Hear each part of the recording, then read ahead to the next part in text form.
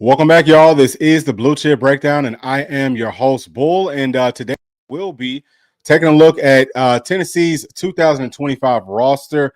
Obviously, that is for next season, and it's going to be up to date. So everyone that we would have coming back or anyone that we've added to this roster, so we can just kind of break that down and talk about what Tennessee needs to add, where, some places that I think Tennessee probably needs to really try to target at in the 2026 class.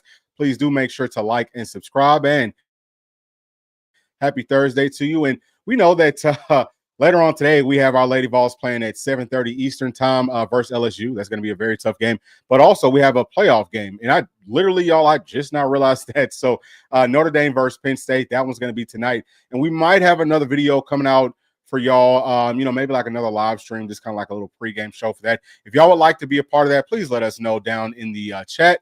And we could probably put that together for you. But let's go on ahead and let's pull up this right here first and foremost. So this is going to be our roster breakdown for 2025, the offense and the defense. Obviously, that's separated. We have different position groups for the offense and for the defense. If you look over to the right, in the bottom right-hand corner, you're going to see what I'm kind of like correlating this stuff to. This is based off of On3's player ratings, and that will show you the range of a blue chip player. So that starts at 4-star to a 5-star. So at 88.75, that is where the blue chip kind of starts at. According to On3, it's about in that range, give or take a couple of points. And that is going to, kind of like vary, I think, from season to season, all the way up to technically, I guess it could go up to like 100. But so y'all can kind of see what that range looks like. So, with each group that we're going to be looking at, you will see how many players are inside of that group and, what their average rating is. So that tells us how well are we recruiting on, inside of those different position groups. So we're going to actually start off with the offense. We'll talk about quarterback. And as y'all can see, we have 3 quarterbacks currently committed that should be on the roster coming up for 2025. And their average rating, according to On3, is a 94.7. That's going to be the highest out of any position group on this team. Next to that, to the right, you're going to see the amount of players that I am expecting us to lose after this season. So that's just, that's going to be based off of either the players can't play anymore because they won't have any more years left to play, or they're going to be going pro. So we see that is a group that obviously Nico would be that guy. And just to let y'all know where Nico's at on this scale, coming out of high school, he was like a 99 something. So like literally almost as good as you could possibly get. That is who Nico is. He's a very good football player. I know some people think, he didn't produce as much as you wanted him to last season, but I am expecting, based off of what I saw since the second half of that Alabama game, especially in that playoff game, I think that he is going to take over this team and he's going to try to will us to victory every single week, but we have to help him out. So we'll talk about how much help does he have with the offense. So at running back, we have 4 current commits. 2 of those guys will be freshmen, and they have an average player rating of an 87. So that is below the blue chip ratio. That is not a very good ratio, but we all know, that's kind of like how we even started this whole channel, y'all, is, sometimes these players are underrated. I think that Bishop is an underrated player. Justin Baker and also D. Morris, I think that they're both underrated. I might even be able to say the same thing about Peyton Lewis. Now, for me, I think that Peyton Lewis would probably end up being the guy next season. I think that he might end up winning the starting spot. Now, I don't know what Coach Sims is going to do. We probably need to go out and add one more body. I don't expect anyone to be leaving us next season. Bishop is a guy that I think, I don't know how high his draft stock will be after next year, but I'm gonna tell y'all, if you're new to this channel, I'm gonna tell you, before this season, it's not like I was down on Samp, but I just didn't think that he was gonna have the sort of, I would have never even imagined that he would have had the sort of season that he had this year. So it is possible that Bishop could end up having a season like that. If he does, then he would technically be eligible to go into the NFL draft, and that would leave Tennessee in a really tight spot because I don't know who we're going to add at the running back spot out of the portal, but we're going to have to add somebody. Might be best case for us to try to get somebody with, I would say, 2 more years left to play. And something else too that I just want to kind of throw out here real quick. I'm not going to stay too long on this, but understanding that that the NCAA is looking at just basically saying, hey, you can play for 5 years in all of college sports. At some point, someone's going to challenge that and say, well, why can't we play 6? Why can't we play 7? Why can't we have an unlimited amount of time to play in college? Because you can go to college for as many years as you want as a regular student. So if someone was to challenge that, the NCAA would not have a leg to stand on. I think every single battle that they're fighting right now, they're going to end up losing. So the whole point right there, y'all, is I think that that's one of the biggest things for me that might potentially push this to, hey, we got to really put the players on a payroll and set some rules and all that, set some limits. Because if you don't do that, you really literally, there are no limits to what can happen. So I just wanted to kind of throw that out there. That's something I had thought about earlier. But anyway, let's come on down to wide receiver. That's going to be one of the better position groups on this team, one of the better position groups with our offense. Actually, it is the second best position group just from top to bottom if you're looking at their player rating according to On3. So we only have 7 players right now in, right there with the wide receivers. That is not including Boo Carter. I did not put him in there. I'm talking about the true wide receivers. I have one player potentially leaving us next year, and that would be, of course, Chris Brazzell. Best case for everybody is that he goes out and he balls out, and then he goes on to the league next year, potentially as a first-round draft pick, but he's going to have to pick it up a whole lot. So that room is very talented. There's not a whole lot of bodies there, but from top to bottom, there is a lot of very good talent and depth. Some of that is going to be with freshmen, and that's the same thing for all these other groups. So we have to keep that in mind. But those freshmen are coming in with very high expectations to come out and ball. So we got to add one more player. What does that look like? I don't know. But if you can add a player, like a Jefferson that's going to understand, hey, look, I'm going to have to come in and fight for a spot, and that they're just dogs, that they have a whole lot of good tools and things for us to kind of utilize. Again, I want them close to about 6 feet tall, inside, outside present. Or if you want to go out and just get a specifically outside body, that's fine too. Because I think that we need more depth there. Get a guy that's about 6'3" and up. I know that Coach Heupel loves that inside of his offense. So we'll see what happens there. I would love if maybe Tennessee could add, I don't know. I mean, add a guy that has maybe a couple years left to play in college. I think that would be great. Now, next is going to be tight ends. Talked about how deep that group is going to be for Tennessee. We have 5 guys right now with an average player rating of a 90, and I'm expecting to lose 2, maybe more so 1, but maybe 2. So I'm saying, obviously, we know that Kitselman, this will be his 5th season. He's going to be done unless something else changes before that happens. But I don't know if he would want to come back for 6 years in college football. He might say, hey, I'm ready to go on to the league. Again, best case is that he balls out and he can go pro. That's what we want to see. But then after that, I would say maybe Ethan Davis. Now, Ethan Davis, he would be eligible to go into the NFL draft. Such a talented player. You know what I mean? He's going to have to get more physical. But as far as a pass catcher, he can do that. If you look at guys like Bowers was not the most physical blocker, but he could go out and make plays and, catch passes and all that type of stuff. Tennessee would obviously have to showcase his skill set with our play calling. I don't know how much we're going to do that, but if Tennessee does do that, then, we could expect that maybe, we could lose him as well. But we got 3 true freshmen coming in. And then on top of that, for next season in 2026, we will have Carson Snead, a 4-star guy who has a ton of upside. So I think Tennessee will be fine there, even losing 2 players. But more than likely, that one really would probably only be 1. So I think that is a really good position group, on this team, but especially for the offense. Now, next we have the interior offensive line. We have 8 players right there. Their average score is an 89.7, so that is over the blue chip ratio. Not by much, but it is over it. So we're averaging about a 4-star caliber player. And I'm expecting to lose 2 guys right there. So I did actually throw in Andre Carrick with this. We don't know what's going to happen there, but I just threw him in there just for the sake of this video. So if he does come back, that would be great, but obviously he would be done. He would have to go on to the league next year or go on to something else, again, unless something changes. But then we also have Wendell Moy, who I think, him coming in, I think he wants to be a one-and-done guy. He might have another year possibly after this season. Don't quote me on that, but I would expect that we would lose 2 of those guys. And hopefully, Tennessee can go out and add the guy from SC who's currently visiting Tennessee right now. Sounds like Oregon is going to be a big problem. I actually think that, and, this is something I've kind of seen from the insiders. They're saying, well, Oregon being closer, to where he's kind of like from, I think, actually, is he from Chicago or he's from Illinois? He's from somewhere in that, I think, Midwest area. I don't know if he's from the West Coast, but he did decide to go out west to SC, but he doesn't want to stay there. So he might not like that West Coast lifestyle. And I also think that if you look at it from top to bottom, players like him who probably don't have like a year left, maybe 2, they want to go on to the league. You know what I'm saying? Like they want to be one and done. And I don't know if he could play center. I haven't seen with any of his film stuff or any of the stuff from PFF that he's ever played at center. But maybe one of the guys we want to try to plug in at center so that Andre Carey can also play. I don't know how that's going to work. Again, the whole point right there, y'all, is just to say that I don't know if I'm 100% sold that Oregon is necessarily that front runner right now. I just don't know that. Now, if Tennessee can match that money, that's going to be a big part of it. Is what does the money look like? Because we know Oregon can pay. If Tennessee can match that some sort of a way, I think that we are in a really good spot. But also, you have to look at it. If Andre Carey, like I know that the staff is being very transparent with that. Hey, he might come back, and that could be some comp for you.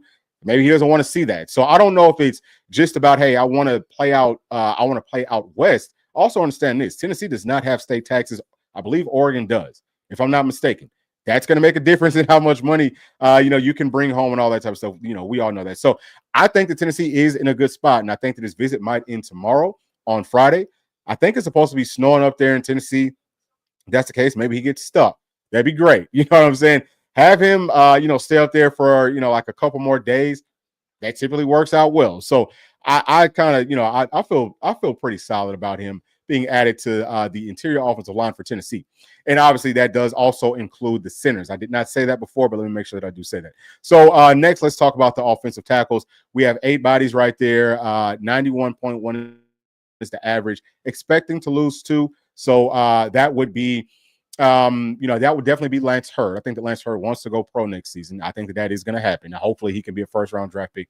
And then I'm thinking that potentially just, all based off of how does the starting rotation look, but it could end up being Larry Johnson. If Larry Johnson can go over to right tackle, if he has a really good year, then I would expect that he would want to leave. If that doesn't happen, then he will be back. And, we're only going to be losing 1. So up under the offense in the green, that is the entire offense's average player rating, according to On3, is at a 90.6. I think that's a really good spot. So, again, whenever you're looking at our offense, the quarterback is number 1. And then at number 2, we have the wide receivers. And then at number 3, we have the offensive tackle. So we know that it's all about having really good quarterback play and then being able to protect those quarterbacks and being able to go out and get those quarterbacks. So as we're transitioning back over to the defense, our tackles would be the highest, or I'm sorry. It's actually going to be our D ends. Yes. So the D ends will be the highest rated player average for the defense. So again, it's about getting to the quarterback and protecting that quarterback and having a really good quarterback. So Tennessee's doing good things there. And also, if you look at the front 7 on both sides, it looks really good. It looks strong. Again, Tennessee's wide receiver, those guys look good. So now let's talk about the cornerbacks on defense, right? So we have 8 total, and their average rating is going to be an 88.1. I'm expecting 2 to go. That would be Ricky Gibson and Jermod McCoy. I'm thinking that they're going to be gone after this year. I think that they could both potentially be first-round guys. They both looked really good. Everyone kind of sleeps on Ricky Gibson, but, man, he played very well. Very, very, very well. If you look at him from top to bottom and all that he did, everything that you want. So I would expect that those 2 guys leave. And after that, I can tell y'all the average player rating is going to drop significantly. Some of the guys are probably going to be, some of the guys are probably underrated. And also, so the star position will be next. But, the whole point right there is I think that Tennessee does want to go out and continue to find some very highly rated cornerbacks. Now, we've got 2 freshmen coming, or we've got, so we would have 2 freshmen coming in at this position. The other one I think is going to be a star player, but I like both of those guys. So, we're talking about Tyler Redmond and also Dylan Lewis. Both played high school football at the same place, Milton High School. Both of those guys I think are really good. They're underrated. I really think that Ty, being a guy that he's about 6'3", y'all. He's very, very long, and he understands how to play football. I actually coached him whenever he was just a little tiny boy. But he was a dog back then. He's not afraid of being physical. So could he maybe work in at some other spots as well? We'll see. But that, our secondary, you want to continue to go out and get the best players possible, because that's going to be huge, especially cornerback. If you have really good corners, that should impact how you can play defense and free you up to bring some more blitzes and play more man-to-man coverage on the outside. Now let's come on down to the star. I have 3 guys right here. This does not include Jordan Thomas. I've got Boo in here. I've got Marcus Gorey in here. I think that he's, for me, probably star player number 2 for us. He's probably going to be rotating in and out with Boo Carter. Actually, his skill set, like the way that he plays in coverage and all that, very similar to Abu. Very, very similar. Obviously, they played at the same high school, but I think that he's going to be good right there. And then I have a true freshman right there also. I think that he's probably going to do some good things also as a true freshman. Can he rotate in? Probably. And his name is Trey Poteet. So their average player rating is at a 90.5. That's going to be the best out of our secondary, y'all. That is, that is a spot that you want to have some really good bodies at. The other places kind of need to catch up. I'm not expecting for us to lose any of those guys because they will not be eligible to go on to the draft next season or to graduate or any of that type of stuff. Now, this is not including the transfer portal. That's possible that some of these guys might want to transfer out. We're not going to talk about that today, but let's come on down to safeties. Currently, we have 7 on the roster. I did actually throw Jordan Thomas into this mix, and the average player rating right there is an 87.4. I'm expecting that we will be losing 4 players. That would include Jordan Thomas, Kobe Thomas, Christian Charles, and also Andre Turrentine, all vets. So next year, we're looking at only 3. Okay, again, this does include the true freshmen that we have coming up.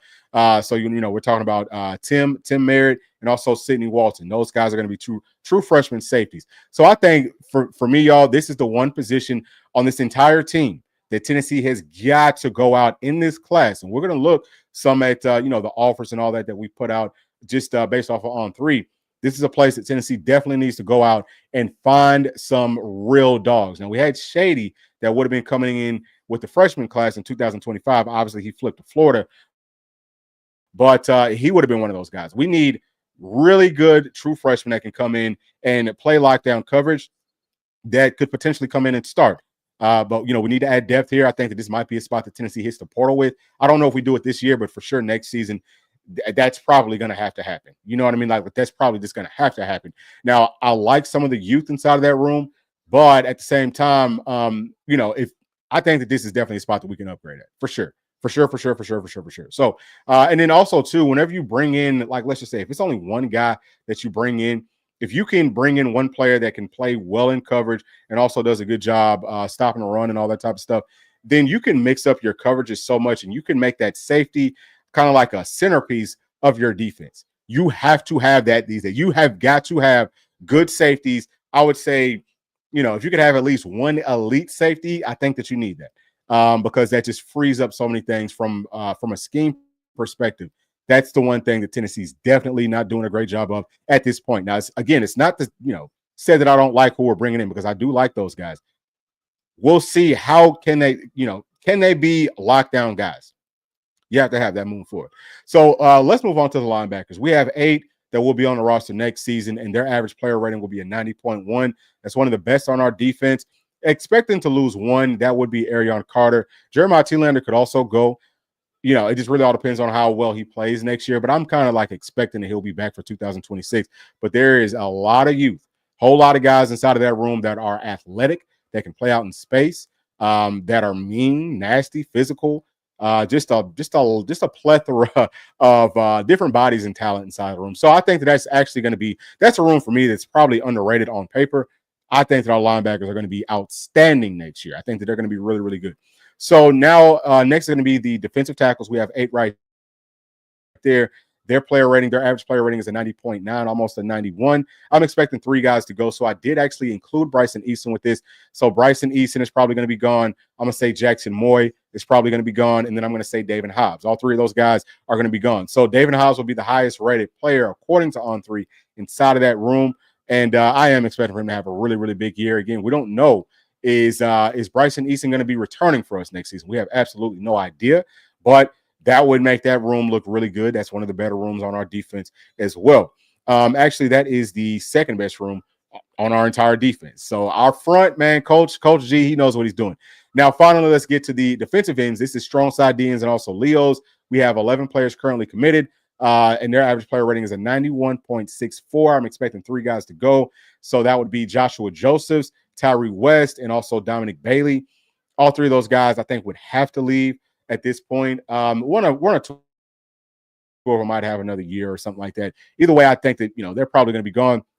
I'm expecting more than likely Joshua Josephs to get the start at Leo, and I think Tyree West would probably get the start at strong side at defensive end. That's 2 guys that are great versus to run and great in pass rush. I mean, great. They're really, really, really good. And so I feel great about our front. Our front looks really good. Again, going back to the offense, the tackles just on paper look really good. Again, there's a whole lot of youth. Not as much youth with our line on defense. That's a really good mix right there. We're doing a great job. So let me get this thing down and let me try to get to some of these chats real quick here, y'all. Just to kind of tap in with everybody. So the first one is going to be from Matthew Wilkins saying, "Hey, Bull, what's going on, brother? Thank you for joining us today. Always happy to see y'all coming in. Hey, y'all, please do make sure to like and subscribe. It helps us out tremendously. From Big Dogs Got to Eat. Defense, I think our defense will still be great next year. A little nervous about the offense when we are losing Dylan Sampson and Dante Thornton." I think that those are really good points. So the whole thing about with our running backs, obviously, I don't want to take anything away from Dylan Sampson or any of our other running backs. Jalen High or Jalen Wright, Jalen Wright, and then also Small. I think that those guys played very, very well for us. But running back is kind of a position. It's almost like a dime a dozen. It's almost like a lot of that is going to be based off of how good is your offensive line. I think that our offensive line did a great job of run blocking last season. I'm gonna say it was very good, not great. It was very, very good. It was close to being great, but I think that it will kind of pick up where it left off at this next year. Will we have enough bodies to keep everyone fresh and all that? You know what I'm saying? To stay healthy, that to me will be more, a bigger thing there. But I think that we'll be fine from that perspective. But I do get your point. The offense is what probably concerns me the most too. I think everybody. If the offense steps up, this team is going to be unbelievable. If the offense can get back to dictating terms like we did in 2021, 2022, then I don't see the defense dropping off too much. If we drop off at all, we could maybe even take a step forward again based off of the scheme and all that. But I think that that's the biggest question. Can the coaches get the offensive scheme correct, get the play calling right? Next from Drive FTWX, what's going on? Saying we need effort out of the team. You always want to have effort. I would never say that this team lacked effort, really. There were some spurts where you would want for it to have been better, but not by any means from top to bottom. I mean, these guys played very hard. Offense, defense, special teams. They played very, very hard. So I don't know if effort is too much of a concern for me personally. Let's get to the next one from Matthew Wilkins. I'll stand on this when I say it, but I think Faison could legitimately start as a freshman, still a long ways away. But he's got so much raw talent. It's crazy. I think that he could too. I mean, I don't think that there's any question about that. He's different. What I like about his game is that he has really good arm talent, but the way that he throws the ball with touch, that's what you want to see. You know what I mean? Because if you look at now, I've talked about this before, but I think that Hendon Hooker was a touch guy. He had great arm talent. He had great arm talent, but he was a touch guy.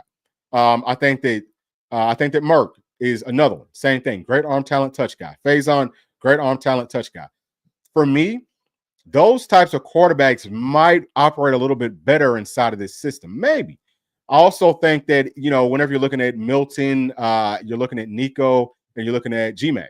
All three of those guys are more about, hey, we can fit it into these really tight windows. They have a very high level of arm talent. I think that they might rely on their arm a little bit too much. We'll see. Can Nico get that fixed and start to play with? And I'm not going to say Nico probably. I think Nico and also GMAC have a lot more touch than Joe Milton, but that's just a correlation that I'm drawing. So it seems like we always want to have a quarterback that is, hey, I can fit it in there, and then another one that plays more with touch. But the touch, that's where whenever you see really good quarterbacks on any level, they can throw the ball with that touch. They can lace it in there.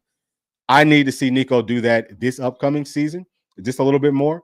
But yeah, so I think the Faison for sure, he could come in and start as a true freshman. He is definitely that talented. From D Taylor saying, hit the thumbs up. Thank you for that. Yes, please make sure to do that. That helps us out in a very major way. From Richard Coleman saying, need better linebacker play. I do believe there will be being more seasoned and a stud linebacker freshman class. Yeah, you always want to get that improved. I think that we took a major steps forward from 2000. I'll definitely say from 2023 to 2024. The linebackers took a very major step forward. And, I think that it'll take another step forward this next season. We'll be even deeper.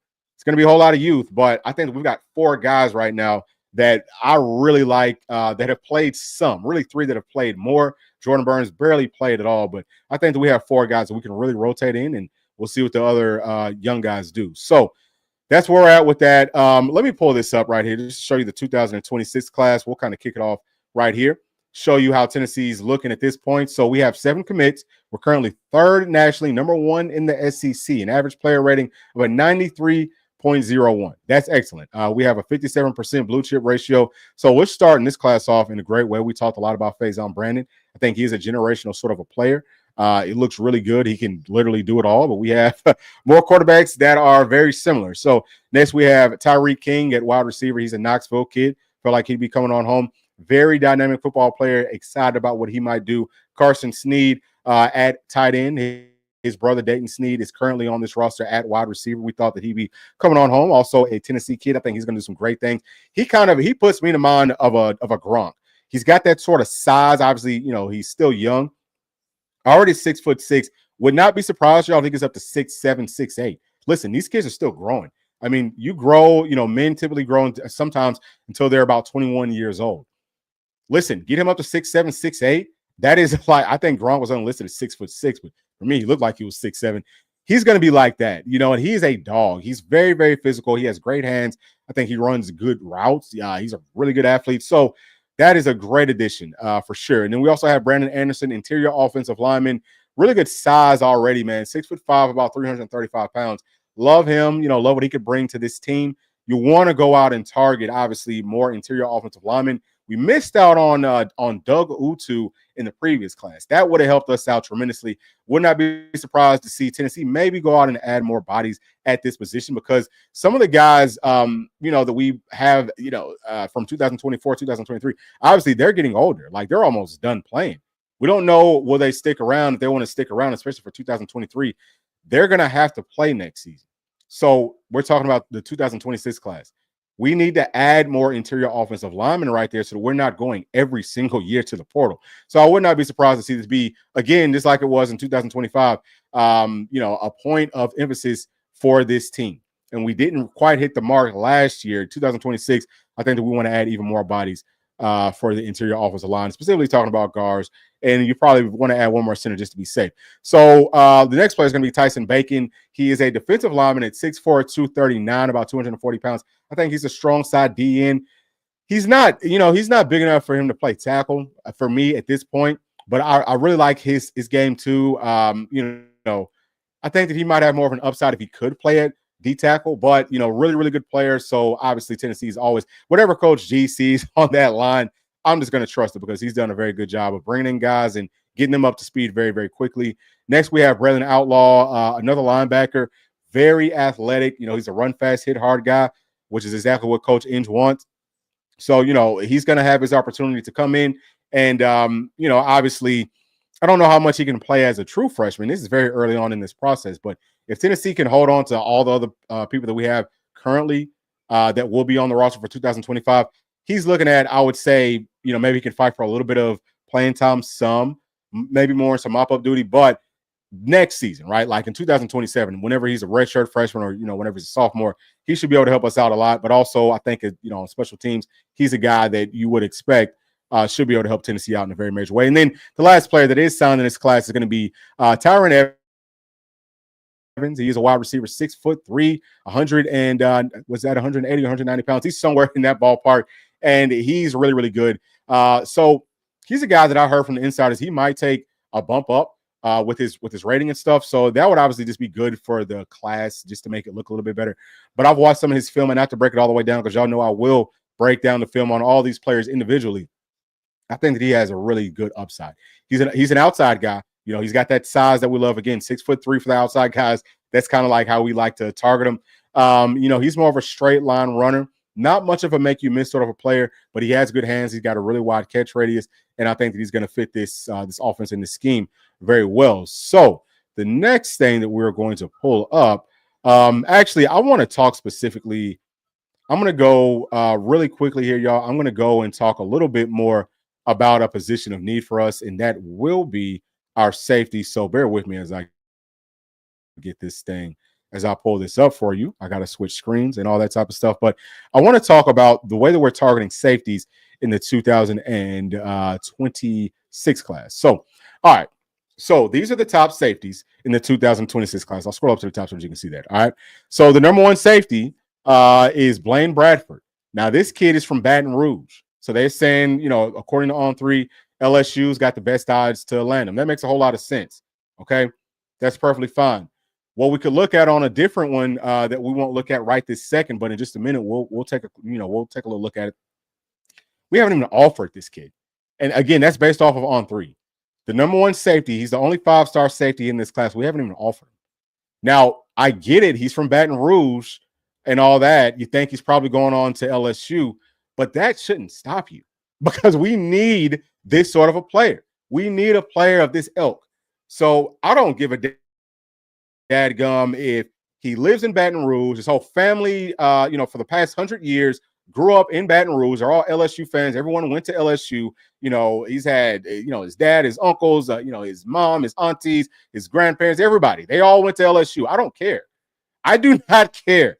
You still have to go out and target these guys. You have to say, okay, well, everything's trending towards LSU. What can we do to change that? Do we need to, hey, pay you more? Hey, tell us what we need to do. Like, that's the thought process. Whatever he wants, find a way to make that happen. That concerns me. I don't know how true that is. Again, that's coming from On3. We may have actually offered them the On3 stuff. I don't know if they're taking that from the player's mouth. If that's, if they correlate that to what the coaches are telling them, did the coaches verify it? I have no idea about that. I would say it's probably more so coming from these players. The players probably say, yeah, these are the offers that I have. That's how it used to go. I don't know how true that is these days. Either way, okay, you got to go out and offer these guys. It's like you got to try. You got to try. If they are the best, you got to go get them. And also something, too, that I will pull back up here for y'all really quickly. Let me just show y'all this.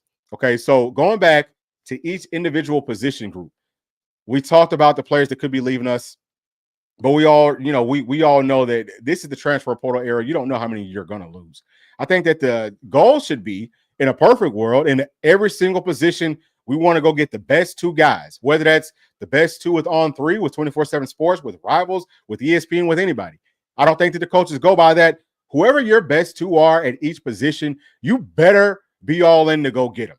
You better be all in. You want to bring in the best two, I think, every single season, just to keep the numbers even and just to make sure that you're going to have enough bodies. Now, we talked about this before at skill positions, wide receiver, cornerback, safety. You might want to add a few more bodies because it seems like the skill positions, especially wide receiver, they tend to transfer out. You might be able to say the same thing about running back. Why not? Why not rotate in, 3 guys like we talked about with Coach Sims? Rotate in 3. Bring in as many as you possibly can. Let's load it up. We don't care about the scholarship limits because this is NIL. If we need some more people, we'll pay them. We'll pay for their scholarship stuff. We'll pay that. They don't have to worry about it. Okay, like we need to start doing more of that. So I just wanted to I wanted to put that in there as well. But so anyway, the next few safeties that Tennessee definitely needs to be trying to go out there and get. The next one's going to be Jet Washington. Okay, again, this is based off of On3. I haven't watched all these guys' films, so I'll tell you that right now. There might be some players that I go through and watch all the films and say, oh, no, there's some other guys that are lower rated that I like better. That's just me personally. Whatever the staff thinks is what they think. But Jet Washington, you're seeing Ohio State and for some odd reason, Utah. I don't even know. That doesn't even look right to me. I don't know if I believe that. But, yeah, I mean, if Utah's up there, Tennessee should be way up there, So, yeah, you got to go get this guy. The next one is going to be Braden Womack, and 6 feet tall, 200 pounds. Hey, this is a guy that I'm already thinking about.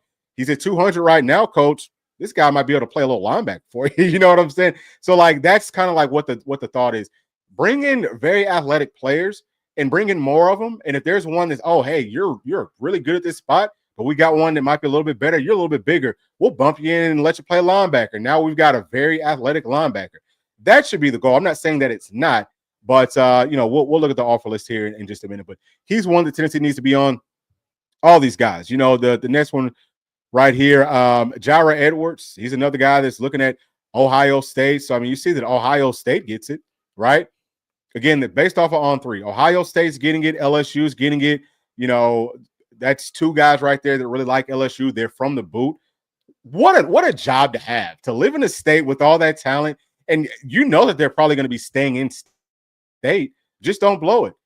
I think that Brian Kelly tends to blow it. We'll see how long the people keep on going there. But that's what I'm saying. You can still go get those guys because you think that those are football kids. I mean, coming from the boot, They play football. They know football. You can talk them out of that, man. Look, Brian Kelly, you look at what he just did. Look at what he's been doing.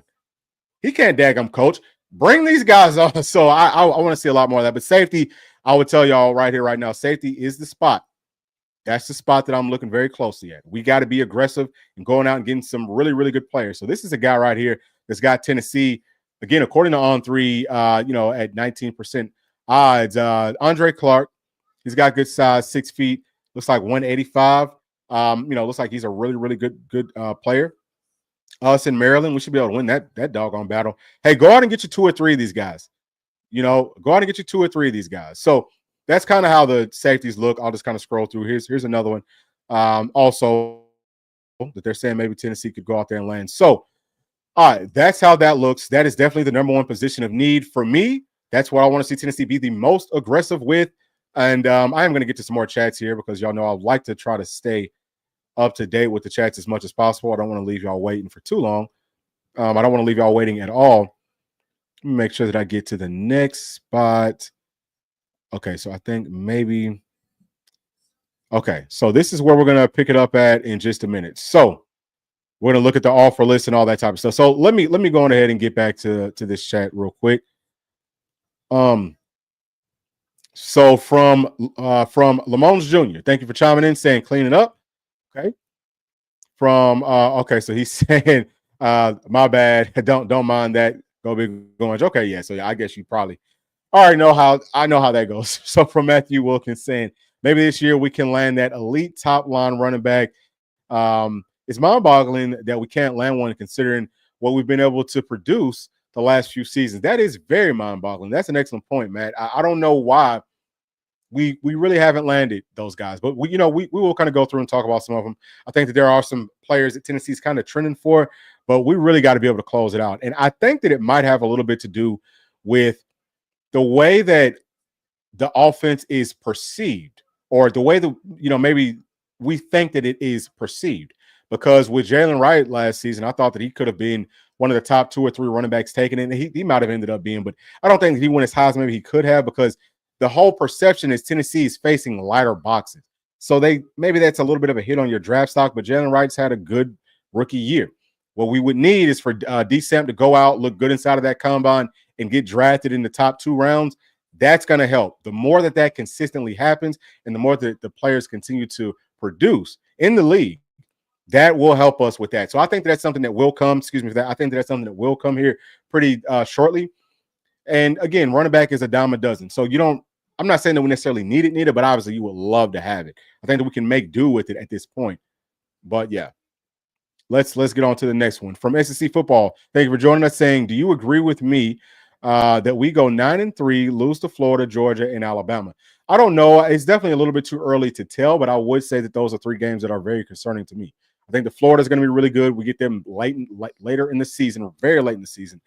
We get Georgia early in the season, and we always play Alabama the 3rd Saturday in October. We have to go there to Georgia. We have to go to Gainesville. We got to go down to the swamp, and then we get to host Georgia. So, I mean, I think that those are toss-up games for me.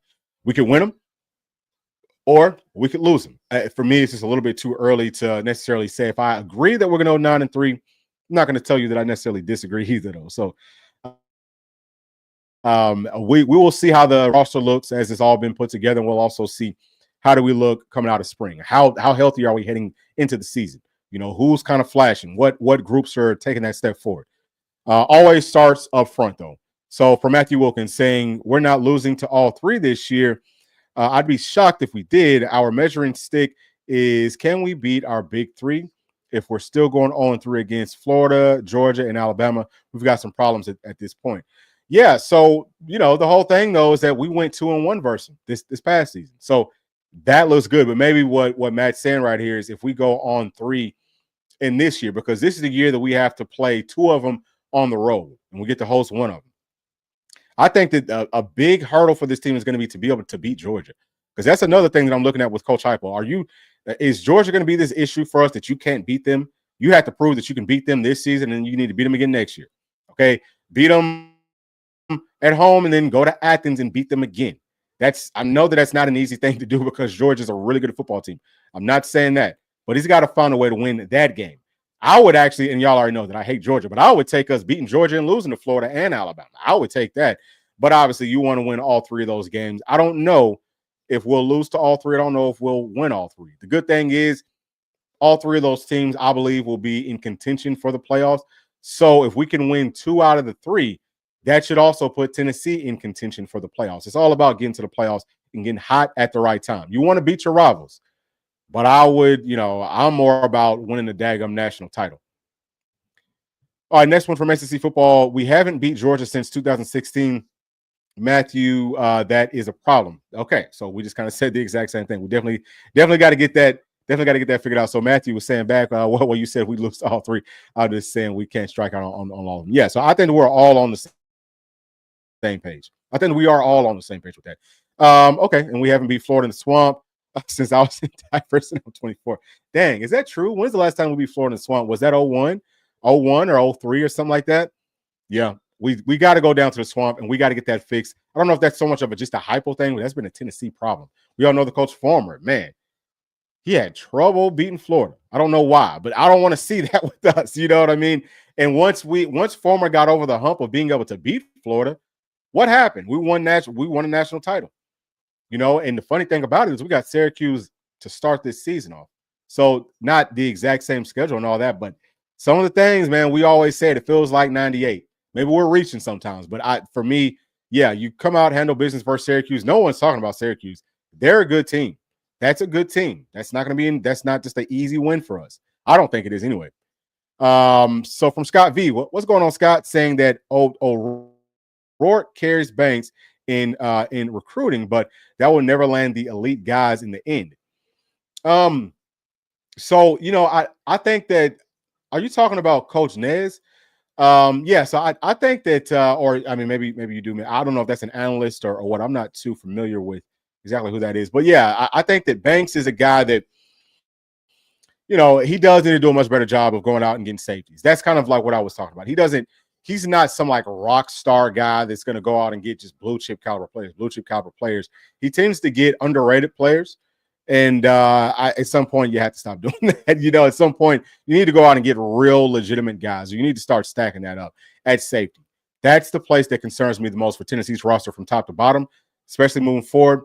A lot of folks won't talk about that because, of course, it does start up front, but the safety play is so critical. Look at all the teams that are left. Especially if you talk about Texas and the Buckeyes. Outstanding safety play from both of those teams, that can correct. And then, if you talk about the daggone Buckeyes, their cornerbacks are garbage. Their cornerbacks are so bad that what they're doing now, and I'll kind of like look at this, what they're doing now, y'all, is they're playing like this upside down cover 2, where the cornerbacks are actually playing deep. So the cornerbacks are staying deep because they know that they can't cover anything, whether it's short, whether it's deep. We're going to stay very deep and, discourage you from throwing deep on us, out on the outside. They're having the safeties come up and they're playing more inside of the box because their safeties are that good. So if you have really good safety play, there's a lot of options to hide bad cornerback play. That's why safeties are so important. Safeties might be, I would say pass rushers, and then I would say safeties as far as the most important position groups on a defense. And Tennessee just doesn't really have that right now. We don't have those guys. So thank you for that, Scott. That's an excellent point. I'm really glad that you brought that up. From Matthews, so he said on 3. Okay, so they're asking when each other was born. Rest of football. So they said that's it. Okay, yeah. So all 3 is the last time that we went to the swamp and won. Yeah, that's pathetic. From Matthew Wilkins saying that they're gonna have to go down there and win finally. It's getting ridiculous 100%. I swear it's just a mental thing that we can never beat Florida, whether it's home or away. That the craziest thing is that it's a mental thing with different coaching staffs. I don't know what that is, but yeah, I would love to have a coach that can flip that around for us. That, hey, man, now Florida can't beat Tennessee. When is that going to happen? Can Hypo get that started? I think that he can. I definitely think so. But Florida's going to be very good. Actually, out of those big 3, Florida, Alabama, Georgia, Florida might end up being the best team. Like whenever it's like whenever we get to like playoff time and we're trying to see who's going to make it, Florida might be the best out of those 3 because they have so much talent, y'all. The other part of it is their SEC schedule is still what it was, but the out of conference I think is a lot easier this season, so that should help out with their schedule. Florida's one. I think Florida could end up being one of those must-win games. might be a must-win game. You might be able to, hey, look, I want Georgia. Obviously, I always want Bama. That's one that you might be able to get away with losing. But that Florida game, especially later on in the season, we got to find a way to win. And they always just have a perfect scheme for whatever Tennessee has. I don't know how that keeps happening, but I think now with better linebacker play, if we had better safety play, that would obviously I would feel great about that game. But better linebacker play could end up helping us out. Maybe we use our safeties as a strength with our defense and things like that. Okay, let me get to this next one right here from SEC Football saying, do you see us moving on from Josh Heupel if we get these same recruits the best 2 years? Okay, let me see. If we get if we get these same recruits the next 2 years, no, I don't think so. I think it's going to be more about how we look on the field. And I mean, honestly speaking, as far as realistically moving on from Josh Heupel, that's probably going to take years of bad seasons. We're talking if we have, I would say probably 3 seasons where we go like 6-6 or something like that. Then at that point, we'll probably see him gone. And he might get another year just to prove, hey, I can get this fixed. I don't know. I just don't know how patient, how patient we're going to be because we haven't really had this. We haven't really seen that so far. But yeah, I think that it's going to take a while for him to actually go. Even though as fans, we feel different. Like we feel like, especially me, once you can see that, hey, this ain't going to get fixed because they're not changing anything. For me, why not move on now? Why not cut ties now and find someone else? For me, like this year, if Coach Heupel doesn't prove that he can get the offense fixed, if he doesn't at least try to change some stuff, even if he changes stuff and it doesn't look great, but show that you're willing to change, then yeah, I would be one. I don't know who we would go out and get, but I'd be one that if they said we're going to cut ties and try to go find someone else, I wouldn't be mad. That's just me personally, because I would see it's not going to get any better. From Scott V saying that Danny O'Rourke is his name, I believe. He's an analyst. Okay, yeah. So Hayward mentioned him as the guy that he had the best relationship with. Okay, I see what you're saying. Okay, yes, for sure. I think that our analysts are carrying some of our guys, and that's just Heupel again. You got to switch up some stuff, being maybe overly loyal. I don't want to say that necessarily about Coach Banks because he's the DC, so he's in charge of a lot of different things. But maybe there's some other places that Tennessee could make some changes at. All right, so let's pull this up, y'all. Let's pull this up. Let's talk about, and actually I had meant to bring this all the way up to the top, but these are going to be this is the offer list, y'all. Okay. So I know there's a lot. So this is just showing you, this is just a quick little glimpse of all the players that we're offering. Starting off at quarterback, obviously Faison is going to end it right there for the quarterbacks. Like we're not going to go through and add any more of those. For a running back, we talked about Savion. Well, we didn't really talk about Savion here, but he's one of the players that I was kind of mentioning that I felt like Tennessee was in a pretty good spot with, but we were in a better spot than we are at this point. Right now, it's Ohio State and Georgia. He did visit for the Georgia, for our game down in Athens versus Georgia, and that was when I said, hey, man, our running backs need to look good. We need to look better than Georgia's running backs. And I actually think that Georgia, they may have outrushed us in that game, but just barely. So, I mean, their running backs didn't look great, but so those are his 2 front running schools. I would love to get him. I think that's exactly what you want. About 6 feet tall, $190. Expect him to play, at 210, 215. You know what I'm saying? That's about prototype NFL size. Then we have Derek Cooper, saying that he's not really favoring Tennessee. This is a South Florida guy. I'm surprised we even offered him, but this is a South Florida kid. You know what I mean? So it is Miami and Ohio State. Ohio State is looking like they could be a problem, y'all. They are in on everybody that of substance. We got to be able to get that. We got to turn that into us. Then we've got a few more players, and you're not going to see, according to On3, there's not. I don't know if there are really any. I think there might be some more towards the end. Right here, we've got one right here. Isaiah Wright, who's from Michigan, so he's down between us and Wisconsin. I always wonder, one of the things, I always wonder, why aren't you higher on your in-state school, or why isn't your in-state school higher on you? So Michigan, you would think that they should probably be in this mix, but either way, I haven't really watched this film, so can't really speak on that. Now, wide receiver. Okay, these are the offers. 5-star guy, where's he going? It's a problem. You hear me? It is a problem. So, it plays at Mater Day. It plays at Mater Day, wants to go to Ohio State. 5-star guy. The rich keep on getting richer, but they've proven that if you're one of those good wide receivers, you come up there, you'll be fine. You know what I mean? Like you come up there, you're gonna get some nice numbers, and you're gonna go pro. All those guys that they have right now that are starters, they're all going pro. So there's not a problem with competition or any of that. These guys go up there and they sit around. They don't typically transfer out. So the next one's going to be Tristan Keys. I think Tennessee's actually in a really good spot right here. Hey, look, 5-star guy, got to have him. 6'2", a buck 85, got to have him. Can we beat out Ole Miss and Lane Kiffin? Well, if we're going to do that, the offense better pick it up because Ole Miss's offense is the same sort of an offense, but they're doing a better job at running it right now than Coach Heupel. This is why you have to switch things up. You've got to produce so that we can land more of these players. Winning cures everything. Producing cures everything. Whenever you're doing that, everything just works out. Everything is like, it's like everything just kind of like falls into place. That's what we want. Okay, so there's more guys here. Obviously, a lot of really good players. I think Tennessee's doing a good job so far at this position. But just to look at all the offers, we've got Wyatt right here, another taller guy, 6'4". It's like 185, 4-star guy. He's an in-state guy. So yeah, you want to win in-state first. But you also want to obviously, we got our dog right here, King. You know what I'm saying? 4-star guy. So that's just kind of like a look at some of the offers and stuff that's been going out. Y'all can also pause this too now. I always tell y'all that with some of the other videos that aren't live, but even with the live ones, you can pause it if you want to and take a look. We got another body right here. Looks like he might be a slot guy. I haven't watched this film either. He's from chat. You know what I'm saying? He's a guy that looks like he's favoring Tennessee again, according to On3. So let's move on down. Let me make sure that I don't miss anything. Let's keep it going. Let's keep it going. We know about Tyron Evans. All right, so right here at tight end, I don't think this is a huge position of need for Tennessee. We really wanted Kendra Harrison. He does go on to Oregon. We're very close to getting him. He's a generational guy right there, I think, at tight end. Oregon is another one that I think is a problem. Excuse me. I think Oregon is a problem because they got that Nike money and they're going to go out and get guys. Now, obviously, as we keep on scrolling, we got our guy right here, Carson Snead. Do we want to add another body to this class? We could. But I think adding another body would just be a luxury. I think that we're fine. Looks like there's some other players that Tennessee is targeting.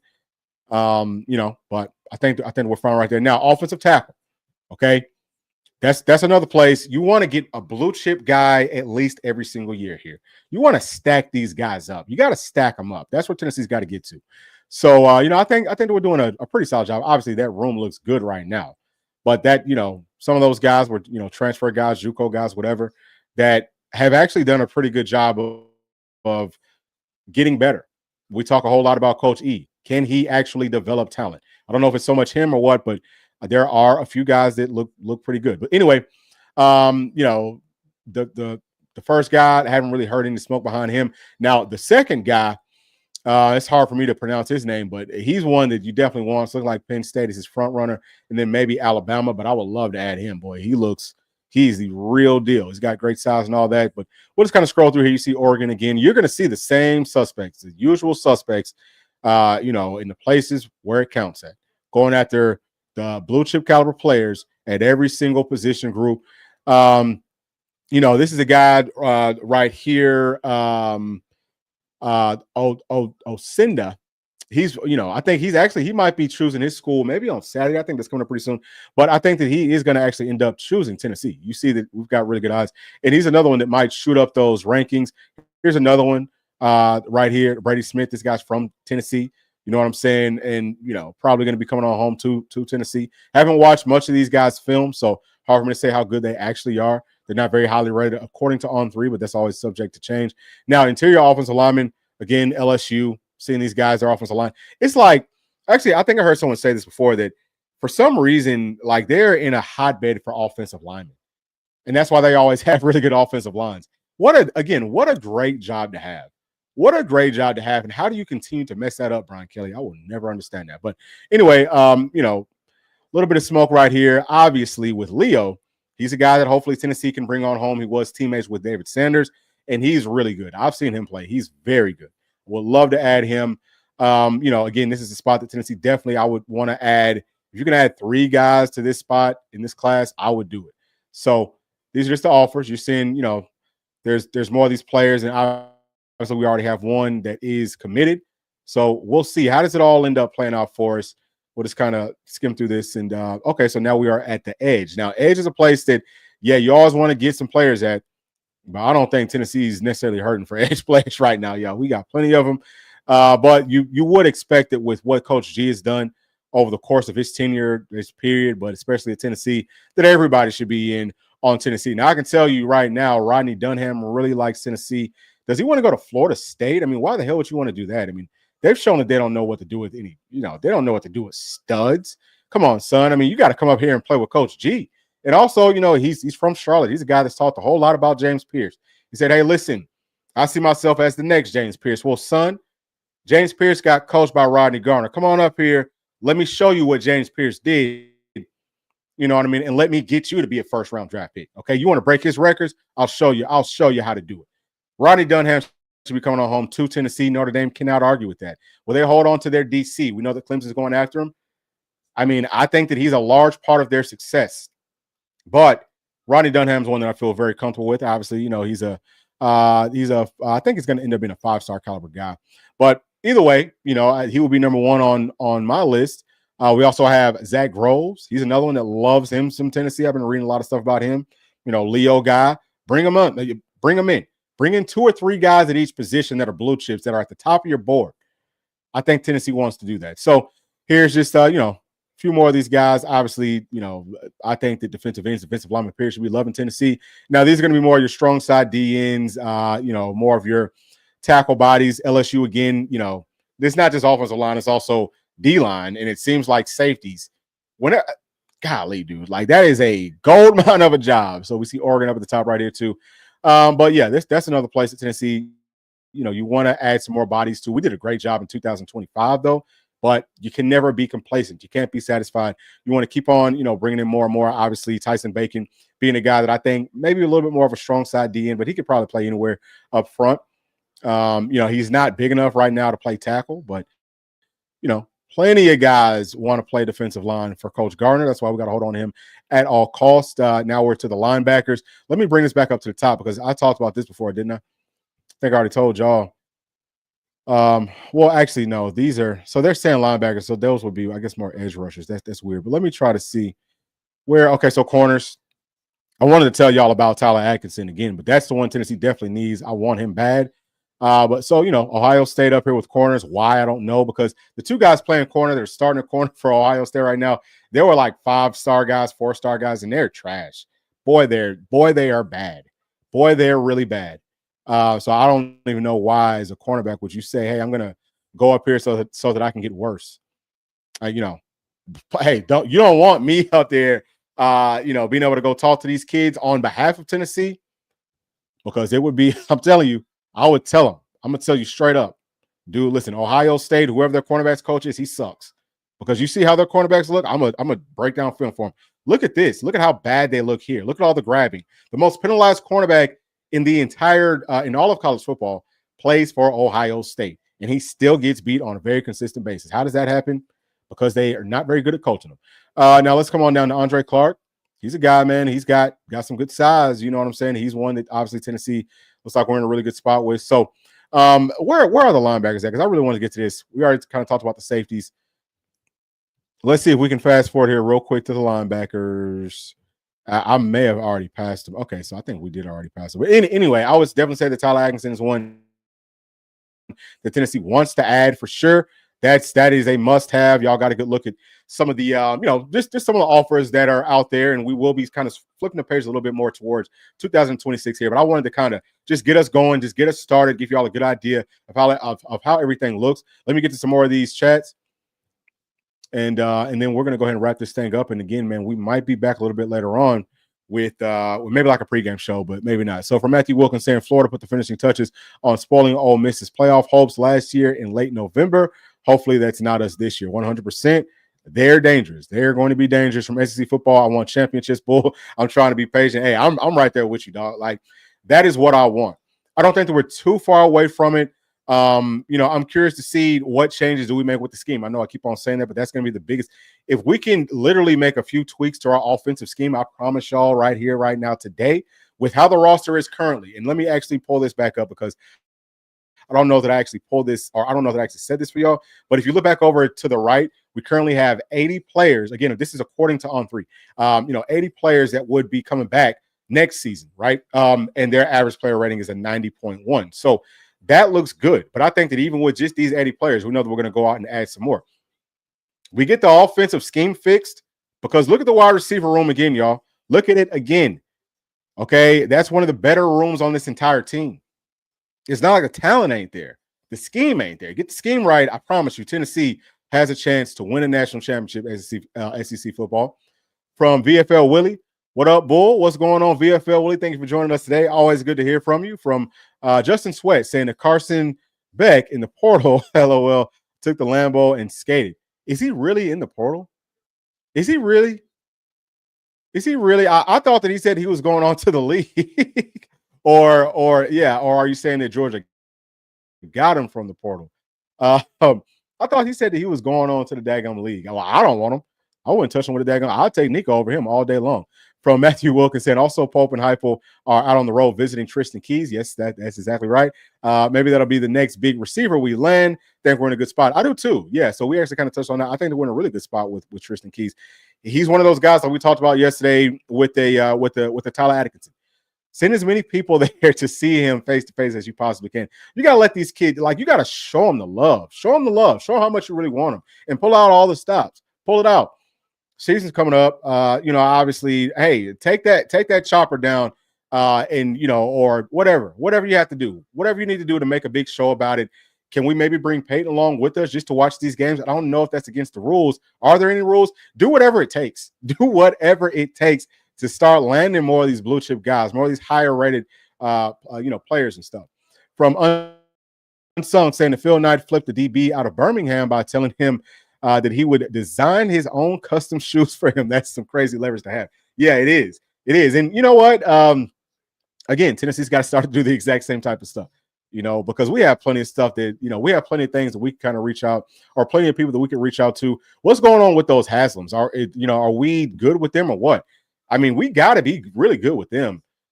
We got to be really good with them because they can help us out. So, we have to do a little bit more of that. But I think that Tennessee's doing a good job. I know that they're trying. I know that they're not that trying is ever really good enough. But I know that they are putting their best foot forward. I am a little bit concerned about why are we not targeting every single blue chip caliber safety that we possibly can. That's a problem. But I think that they're going to get it right. We're starting off strong, y'all. We are in a really good spot with the 2026 class, number 3 in the nation, number 1 in the SEC. But we got to hold it there, or we got to rise up more. We want to be number 1 in this class. I think that we can do it. Again, Tristan Keys being a guy, several other players. So that's just just like a little look at our 2025 roster, just to look ahead at 2026. But that's going to be it for this one. Again, man, we might be back a little bit later on today. Oh, wait a second. I gotta get to my dog. I just saw you chime in right here, G, saying, yep, multiple sources report Beck entering the portal. Wow, that's insane. But hey, like I told y'all, he ain't no NFL. He hasn't shown that he's an NFL quarterback. That should be a knock on UGA. Wow. That is huge for us, y'all. That is great news. Great news. Thank y'all for bringing it. Saying that might just be testing to see if he can make another buck and improve his draft stock. Yeah, that's also possible. Obviously, there's going to be a whole lot of gamesmanship because I don't know exactly how that rule works. I think that once you declare for the draft, I guess that you can technically come back and still play. But I thought that he did technically declare. But once you actually do some of the postseason stuff, so like a Senior Bowl, like an All-Star game, you definitely can't do a combine. I don't think that you could do a pro day or any of that. I think that once that happens, then you're done. Like, you cannot come back to college, but that's something that they could probably challenge as well. Might be a little bit more difficult with the NFL involved with it though. But yeah, that's huge news. All right, so we're gonna get this one too from Jake at 86. Say, I'm not gonna read that all, but yeah, man. I don't want to take any personal shots. And look, I don't hate him as much if he's not going to be playing at Georgia. I don't have to hate him as much. From Tim Dewberry saying that he needs a trailer to go with that Lamborghini. All right, so I see y'all still coming in. So from G White also saying that he might have declared, but someone said you're not going as high as you thought. Yeah, because I'm telling you, he ain't all that. From JPass saying go big orange bull. Hope I'm not too late. Yeah, no, hey, thank you for joining us, but actually we are about to wrap it up. So we will end it. I know. Hey, look, y'all keep on trying to hold on to it. But hey, look, so we can just do this because I do want to do one later on. And I'll probably start that at about 6. We can talk more about this same stuff, but I want to do a little bit of breaking down with the matchup of Notre Dame versus Penn State.